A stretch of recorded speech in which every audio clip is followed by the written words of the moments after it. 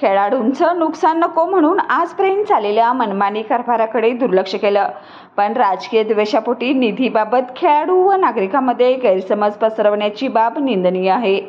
माजी पालकमंत्री दीपक केसरकर यांच्या माध्यमातून 2 वर्षापूर्वी जिल्हा नियोजन समितीमधून निधी मंजूर करून घेतला असताना स्वतःचा आमदार फंड दिल्याच्या आविर्भावात उद्घाटन करून आयत्या पिठावर रांगोळ्या काढायच्या, स्वतःच्या भ्रष्टाचाराला खतपाटणी घालून दुसऱ्याच्या नावाने ओरडायचं, कमी दराच्या निविदा भरणाऱ्या ठेकेदारांवर दबाव आणून निविदा मागे घेण्यास भाग पाडायचं आणि आपल्या मर्जीतील ठेकेदाराला काम देऊन भ्रष्टाचार करायचा हा प्रकार खपवून घेतला जाणार नाही। काम कोल्हापुरात आणि ठेकेदार मुंबईत, प्रशासनाचे याच्याकडे दुर्लक्ष का? छत्रपती शिवाजी स्टेडियम कोल्हापूरची अस्मिता असून या कामात भ्रष्टाचार करणाऱ्यांची आणि त्यांना पाठीशी घालणाऱ्यांची गय करू नका।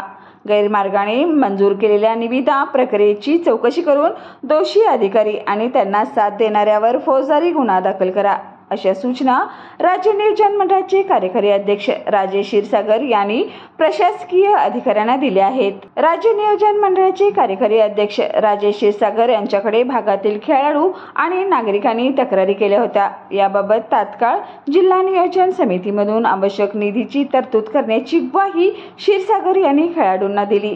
याच पार्श्वभूमीवर छत्रपती शिवाजी स्टेडियम सपाटीकरण, ड्रेनेज व इतर सोयी सुविधा करणे यासाठी जिल्हा नियोजन समितीमधून 1,90,00,000 निधीची तरतूद करण्यात आली असून या निधीतून सुरू असलेल्या कामाची पाहणी राज्य नियोजन मंडळाचे कार्यकारी अध्यक्ष राजेश क्षीरसागर यांनी केले।